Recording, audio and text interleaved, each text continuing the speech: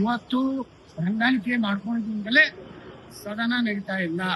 ಸದನಕ್ಕೆ ಡೈರೆಕ್ಷನ್ ಅವರೇ ಕೊಡ್ತಾ ಇದ್ದಾರೆ.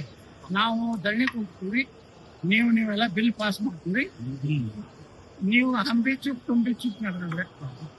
ಪ್ರಧಾನಮಂತ್ರಿಗಳಿಗೆ, ಈ ದೇಶದ ಪ್ರಾಮಾಣಿಕ ಪ್ರಧಾನಮಂತ್ರಿಗಳಿಗೆ ಅದಾನಿಯ ಚೀಲ ಅಂತ ಹೇಳ್ತಾರೆ, ಏಜೆಂಟ್ ಅಂತ ಹೇಳ್ತಾರೆ. ಅಮಿತ್ ಶಾ ಅವರಿಗೆ ಅದಾನಿಯ ಚೀಲ ಅಂತ ಹೇಳ್ತಾರೆ. ಮತ್ತು ರಾಹುಲ್ ಗಾಂಧಿ ಮತ್ತು ಪ್ರಿಯಾಂಕಾ ವಡ್ರಾ ಒಂದು ಸುಮ್ಮನೆ ಅವ್ರ ಲಗ್ನಕ್ಕೆ ಸಹಿತ ಹೋಗುದಿಲ್ಲ. ಆದ್ರೆ ಈ ರಾಜ್ಯದ ಮುಖ್ಯಮಂತ್ರಿ ಅವರ ಮದುವೆಗೆ ಹೋಗ್ತಾರೆ, ಯಾರು ರಿಲಯನ್ಸ್ ಅಂಬಾನಿ. ಅಂದ್ರೆ ರಾಹುಲ್ ಗಾಂಧಿಗೆ ಪ್ರಿಯಾಂಕಾ ವಡ್ರಾ ತಮ್ಮ ಪಕ್ಷದಲ್ಲೇ ಕಟ್ಸೋ ಇಲ್ಲ, ಅವ್ರಿಗೆ ಕೇರ್ ಮಾಡ್ತಾ ಇಲ್ಲ. ಅದಾನಿ ಅವ್ರು ಭೇಟಿ ಆಗ್ಲಿಕ್ಕೆ ಬಂದಾಗ ಛತ್ರಿ ಯಾಕೆ ಹಿಡಿದಿತ್ತು? ಮುಖ ಯಾಕೆ ಮುಚ್ಕೊಂಡು ನೀವು ಭೇಟಿ ಆಗ್ತೀರಿ?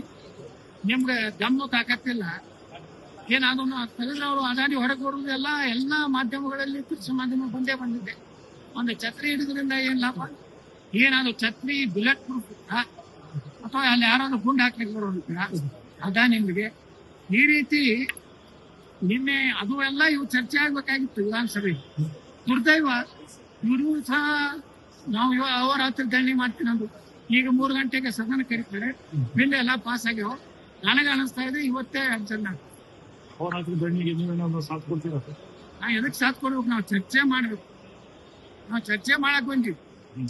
ಈ 7 ದಿವಸ ನೀವು ಧರಣಿ ಮಾಡಿದ್ರಲ್ಲ, 6 ದಿವಸ, ಸೋಮವಾರದಿಂದ ಶುಕ್ರವಾರ, ಇವತ್ತು ಸೋಮವಾರ, 6 ದಿವಸ ಧರಣಿಯ ಫಲಪ್ರದ ಏನು? ನೀವು ಹಿಂದೆ ಬೆಂಗಳೂರಿನ ಮೈಸೂರು ಮೂಡ ಹೋರಾಟ ಮಾಡಿದ್ರಿ. ಪಾದಯಾತ್ರೆ ಏನ್ ಹೇಳಿದ್ರು ರಾಜ್ಯಾಧ್ಯಕ್ಷ? ನಾನು ಮೈಸೂರು ಮುಟ್ಟೊಳಗ ಸಿದ್ದರಾಮಯ್ಯ ರಾಜಾಂಪುರದಲ್ಲಿ ಒಂದು ವರ್ಷ 1.5 ವರ್ಷ ಮುಖ್ಯಮಂತ್ರಿ ಆಗ್ಬೇಕು. ಈ ನಾಗೇಂದ್ರ ಹೋರಾಟ ಮಾಡಕತ್ತೀವಿ. ಪಾಪ ನಾಗೇಂದ್ರನ ಒಂದೇ ಟಾರ್ಗೆಟ್ ಮಾಡಿದ್ರಿ.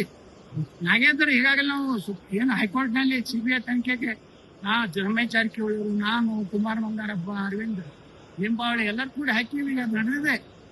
ಅವರು ರಾಜ್ಯಪಾಲರ ಇದನ್ನು ಕೇಳಿದ್ದಾರೆ, ಅವ್ರ ಮೇಲೆ ಪ್ರಾಸಿಕ್ಯೂಷನ್ಗೆ ಅನುಮತಿ ಕೇಳಿದ್ದಾರೆ.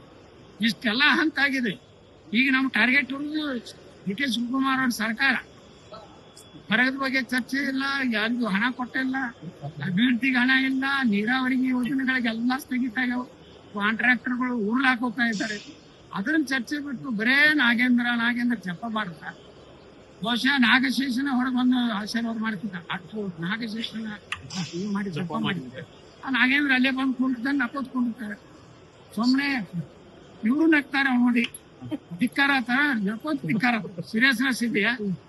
ನೀವು ಅಟ್ಯಾಕ್ ಮಾಡುವಂತದ್ದು ಮೂಡ್ ಹೆಂಗಿರ್ಬೇಕು? ಒಂದು ಅಪೋಸಿಷನ್ ಅಂದ್ರೆ ಅಟ್ಯಾಕ್ ಮಾಡಿದ್ರೆ ಸೀರಿಯಸ್ ಇರ್ಬೇಕು. DK ಶಿವಕುಮಾರ್ ಒಳಗ ಬಂದ ಕೂಡನೆ ಇವರು ಜಂಗಾಬಲ ಹುಡುಗೋಗ್ಬಿಟ್ಟು ಸುಮ್ಮನೆ ಕೊಡ್ತಾರೆ. ಯಾರು ಓದಬೇಕು? ಕೆಲವೊಂದು ಮಂದಿ ಬಿಜೆಪಿ ಅವರು ಇದಕ್ಕೆ ಓಟ್ ಹಾಕಿದ್ದಾರೆ, MLC. ಅವ್ರು ಎಲ್ಲೆಲ್ಲಿ ಹೋದ್ರೆ ತೆಗಿತೀರ ರಾಮಗಿಂದ DKC ಭಯ ಕಾಡ್ತಾ ಇದೆ ಸರ್ ಬಿಜೆಪಿ ನಾಯಕರಿಗೆ. DKC ಭಯದಿಂದ ಈ ಸದನ ನಡೀತಾ ಇಲ್ಲ, ಇನ್ನು ಮುಂದೂ ನಡೀತದೆ. ಅವ್ರು ಏನ್ ಹೇಳ್ತಾರೆ ನೋಡಿ, ಅವ್ರನ್ನೆಲ್ಲ ಹೊಗಳಿದ್ರು 1ನೇ ದಿವಸ. ಅವರು ಏನಪ್ಪ ಅದೇನೋ ಅಂತಾರ, ಅದು ದಟ್ ಶರಣರಾಗ್ಯಾರ, ಅವ್ರನ್ನೂ ದ್ವೇಷ ಮಾಡೋದಿಲ್ಲ, ಹಂಗ್ ಮಾಡ್ತೀವಿ ನಾನು. ಸಾಕಷ್ಟು ನನ್ನ ಬಹುಶಃ ಪರಂಪರೆ ಆಸ್ತಿ ಇದೆ. ಈ ಜಗತ್ತಿಗೆ ಗೊತ್ತೈತೆ ಯಾರ್ದು ಎಷ್ಟು ಆಸ್ತಿ ಇದೆ, ಮೊದಲು ಏನ್ ಗೊತ್ತಾಗಿತ್ತು ಎಲ್ಲ ಗೊತ್ತಿದೆ. ಇಡೀ ಸದನವನ್ನ ಉತ್ತರ ತೆಗೆದ್ರೆ ಇವರು ಪಕ್ಷ ಹೊಗಳ್ತಾರೆ. ಇವ್ರು ಹೊಗಳೆಲ್ಲ ಕಳ್ಸ್ಯಾರ ಅವ್ರನ್ನ.